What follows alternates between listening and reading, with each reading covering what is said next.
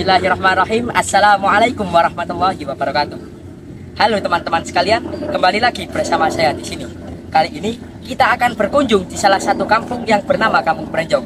Kampung Brenjong adalah salah satu pasar tanaman organik yang terletak di Dusun Brenjong, Desa Penanggungan, Kecamatan Trawas, Kabupaten Mojokerto. Di sini kita akan belajar tentang pengemasan, teknik budidaya tanaman, serta proses penanaman bibit. Kita ke lokasinya yuk.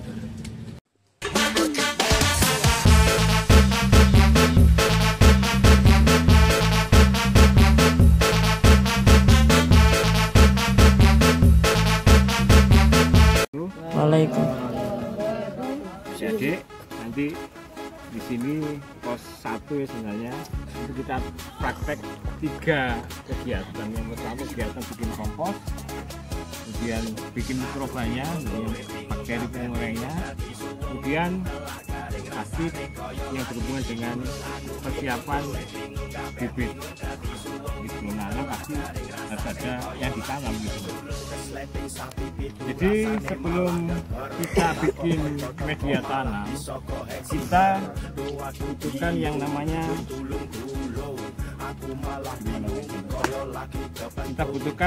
mikroba dekomposer. Kayak gini. Ini proses fermentasi. Ini baunya kayak tape.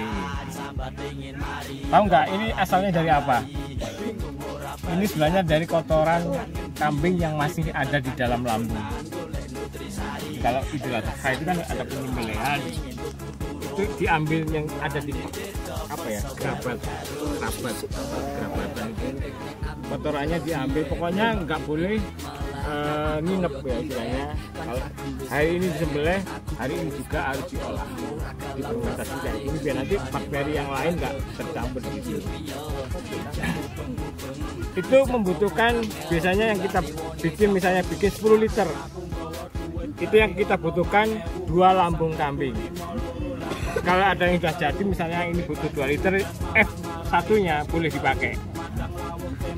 Kemudian kita butuh yang namanya bekatul.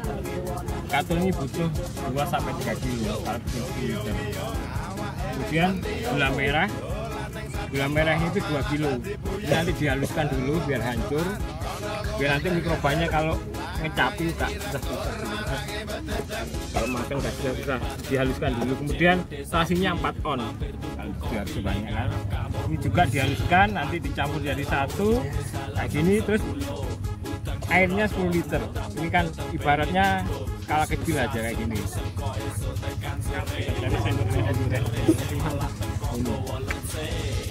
Nah, ini sebenarnya sudah jadi, ini bisa dipakai. Ini sudah hampir 2 minggu. Cuma karena ada praktek, saya usahakan pakai yang gini. Jadi ini bahannya ini dicampur jadi satu, ditambahin 10 liter ya. Nanti tiap hari harus diaduk kayak gini. Nah, ini 2 menit sampai 5 menit setiap hari selama 10 sampai 14 hari. Kalau sudah 14 hari kita saring. Saringannya kayak gini. Bentuknya nanti ini yang saringannya ngendap biasanya. Ini yang benihnya yang kita pakai. Boleh kita jual, kalau ingin jual kayak gini. Ini harganya per setengah liternya itu 25 sampai 30 ribu. Ini setengah liter bisa untuk 2 ton kompos. Jadi pengomposan atau fermentasi kompos itu bisa. Kemudian kalau panen setelah 2 minggu itu kayak nggak boleh ditutup rapat-rapat ya. Misalnya habis disaring, kalau rapat gini biasanya akan meledak karena ada proses fermentasi di sini. Makanya agak sedikit dilonggarkan biar aman. Kemudian ini fungsinya untuk apa, Kak? Ini biasanya untuk pengomposan kayak gini. Ini daun-daunan kayak gini, atau kotoran ayam, kotoran kambing, atau kotoran kelinci dan sebagainya. Sama daun-daunnya itu sebelum dibikin kompos harus dikasih ini isinya biangnya, jadi atau raginya untuk proses fermentasi kompos kayak gini. Jadi kayak daun-daunan, kotoran kambing atau sapi itu campur kayak gini. Jadi ini sebelum dipakai, kalau kepingin bisa kayak gini, nah ini kompos yang sudah jadi, itu harus difermentasi dulu. Jadi kayak daun-daunan ini, sisa-sisa rumput kita komposkan, terus kasih mikroba. Jadi ini butuhnya buat tutup ya Dek ya. Ini fungsinya untuk mengurai kotoran yang belum jadi, yang masih bau. Biasanya di kandang kan masih bau, atau keletong, terus kotoran kambing yang masih baru itu biasanya masih bau. Terus daun-daunnya yang masih segar kayak gini harus difermentasi dulu dan disiram kayak gini Dek. Nah, sudah cukup, jangan terlalu basah. Setelah seperti ini diukup Dek ya. Ini dilakukan selama minimal 2 minggu sampai 2 bulan. 1 bulan, 2 bulan, 3 bulan lebih bagus. Jadi setiap minggunya harus disadur Dek ya. Jadi dibalik kayak gini. Dia nanti mikrobanya ini bekerja jadi rata untuk mempercepat proses fermentasi daun-daunan kayak gini. Jadi ketika sudah selesai setiap minggu satu nanti bentuknya kayak gini Dek. Jadinya seperti ini. Hancur kan lebih lembut kayak gini.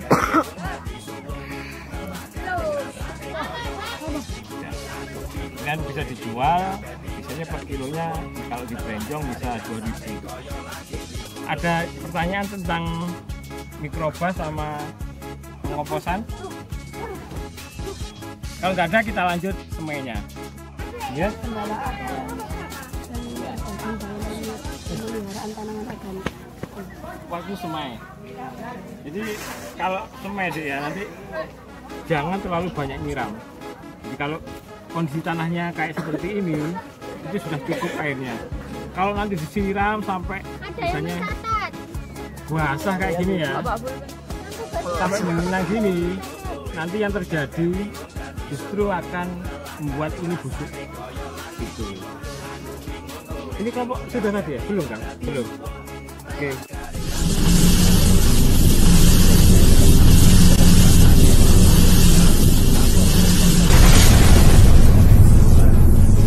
Banyak sekali ya padi organik, padi ya. Jadi saya cuma menjelaskan sekilas saja. Kalau padi pengolahan lahannya yang pertama itu dibajak dulu. Setelah dibajak diapain? Sayuran itu misalnya ini tadi habis menyemai apa, cabai ya, habis menyemai cabai kan nggak mungkin cabai itu dibiarkan tumbuh sampai berbuah di situ, kan nggak mungkin ya. Perlu diadakan pindah tanam. Nah, pindah tanamnya itu bisa dilakukan di lahan terbuka seperti ini, kemudian bisa di lahan stol yang plastik warna putih itu agar tidak terhindar dari hujan, nggak kena hujan secara langsung, karena tanaman itu akan rusak ketika tanaman terkena hujan secara langsung. Hati-hati ya teman-teman yang belakang ya. Terus yang ketiga bisa melalui greenhouse. Greenhouse yang warna hijau itu namanya greenhouse. Fungsinya agar tanaman tidak terkena hujan secara langsung. Nah, ibaratnya ini kan tanaman terkena hujan terus kan tik tik tik tik tik tik, ini kan rusak kan ya. Kalau tanaman sayuran, kalau dia ada pelindungnya kan tidak rusak. Dan tanahnya yang di bawah itu biar tidak longsor, biar enggak erosi namanya ya. Jadi perlu adanya greenhouse ataupun stall di tunnel, mohon maaf, di musim penghujan. Kalau musim kemarau, bagusnya itu di lahan yang terbuka seperti ini. Makanya teman-teman bisa lihat itu tanaman. Sekarang kan musim hujan kan, tanaman yang di sini kan pertumbuhannya agak jelek-jelek, kayak bayam merah itu. Jadi kalau penghujan gini lebih baik ditanam di dalam stall ataupun di dalam greenhouse. Nah, untuk masalah perawatannya, tanaman sayuran ini juga sama seperti padi. Kalau dia itu kering, perlu disiram. Kalau misalnya dia terkena aplikasi pestisida. Nah, tadi pestisida organik. Kalau dia ada rumput di sekitar tanaman, juga perlu diadakan penyiangan atau pencabutan rumput. Seperti itu ya. Oke, langsung saja kita ke sana, kita jalan-jalan.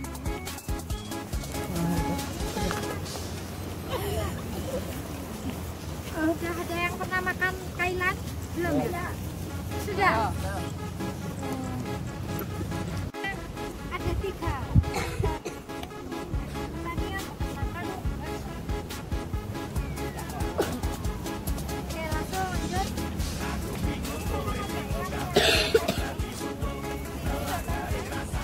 Yang belakang maju aja. Ada kelompoknya.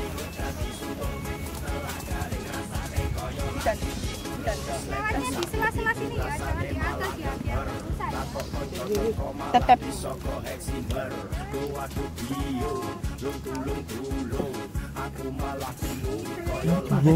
Boleh masuk aja. Siapa? Nah, ini yang saya maksud pestisida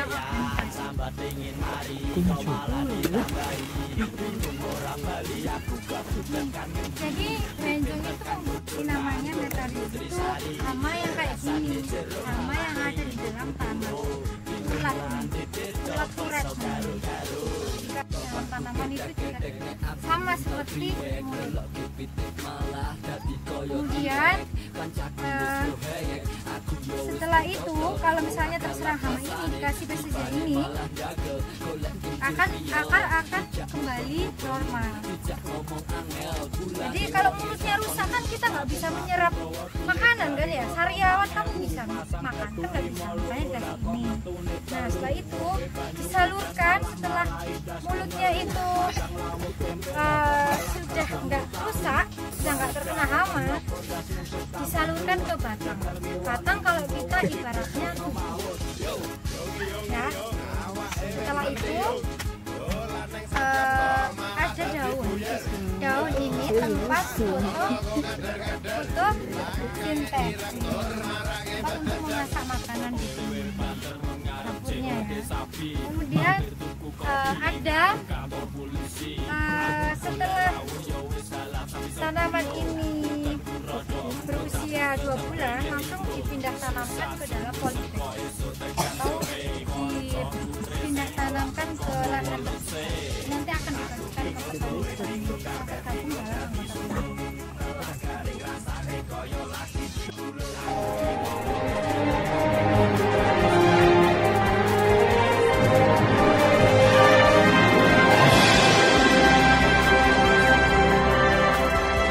Kita pakainya praktek pengemasan atau packing sayur. Nah, untuk packing sayur sebelum kita kirim ke Surabaya kita ada proses grading, packaging, sortir, grading, and packaging. Jadi sebelum di packing dimasukkan sini teman-teman, kita sortir dulu sayurannya. Nah, ada yang tahu ini sayuran apa? Ya, sawi apa namanya? Ada yang tahu? Pakcoy, benar. Jadi pakcoy ini ada yang pakcoy hijau, ada yang pakcoy putih. Kebetulan teman-teman ada di sini, jadi nggak bisa melihat sayuran macam-macam. Kalau misalnya di pengemasannya yang di dekat kantor itu banyak sayuran macam-macam. Kebetulan kita panennya setiap Senin sama Kamis. Nah, di sebelah sebelah teman-teman itu ada sayur-sayuran. Itu bukan rumput ya, itu sayurannya sendiri. Oke, kita praktek aja. Jadi ini pakcoy. Jadi sebelum masuk ke plastik seperti ini, kita bersihkan dulu teman-teman.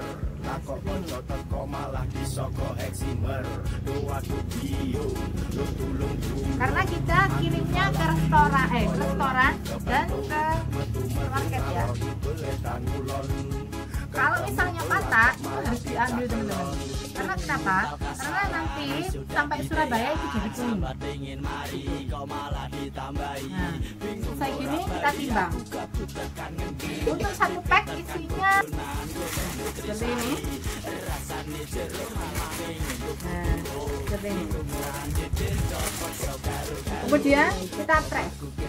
Ini ya, sealer namanya.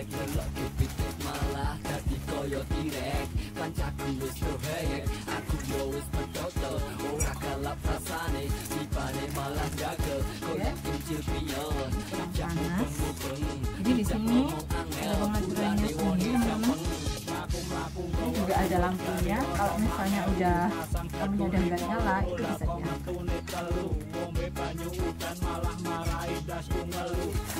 Ini biar rapi kita ganti.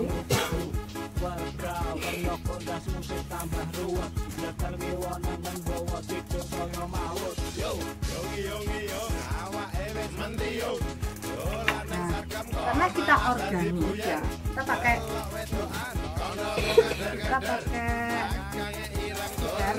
itu organik udah sertifikat halal juga harus ini. Nah seperti ini. Nah ini tahan karena ada lubang-lubangnya teman-teman untuk sirkulasi udaranya. Kita kirim semuanya ke Surabaya. Ada restoran, ada supermarket, ada perumahan. Nah, kenapa kita kirim sama pakai akarnya teman-teman? Supaya bisa awet sampai 3-4 hari. Gitu. Jadi bisa awet. Nah, ini kita udah sertifikasi organik Indonesia. Kita pakai bioset Bogor. Dan yang membuat mahal itu ya ini. Nah, sertifikasi organik Indonesia ini kita tahunnya ada perbaharuan. Kita mulai dari tahun 2007 hingga sekarang. Nah, kita juga ada udah logo halnya. Kita juga pakai tangan seperti itu. Oke. Nah ini untuk yang packing plastik. Nah ada yang pakai mika teman-teman. Kalau dulu pakai foam ya, tapi sekarang udah nggak diperbolehin. Karena juga harus ini kan ramah lingkungan. Kalau pakai mika ukurannya adalah 1/4 atau 250 gram. Ada yang tahu ini apa ini? Ya, kita produksi ada pon-pon, ada sayuran, ada beras. Kalau jahe itu ada jahe merah, ada jahe putih. Ini jahe putih. Kemudian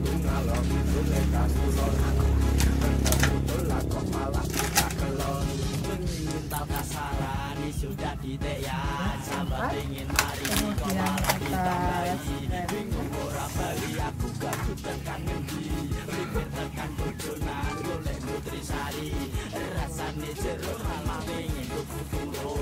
nah bentuknya berapa sini teman-teman.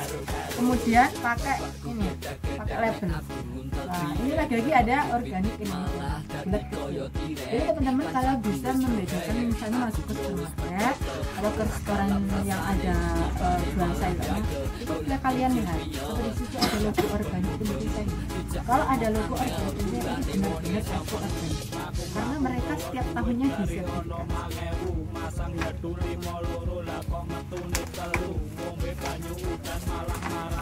Nah seperti ini. Nah jadi seperti ini.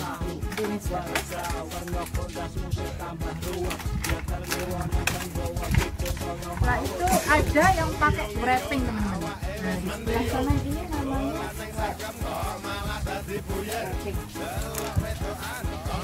Dan kali ini kalau teman-teman biasanya belinya manisan atau kalau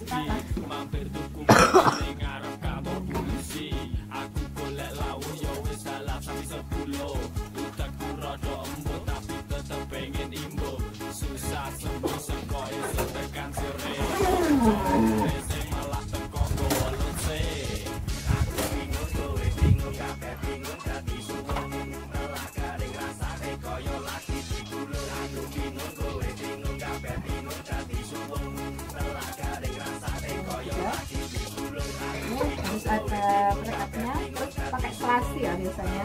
Jadi kita nggak bawa, hanya kita jepit, terus kemudian kita kasih label.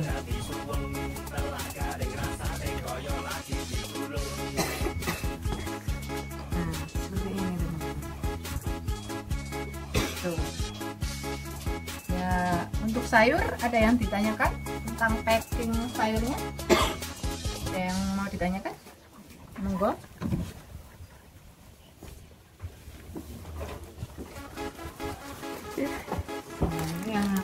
Jadi ini gitu ya. Nah, untuk harganya sendiri teman-teman, per packingnya segini itu dari Brenjong, dari pihak kita.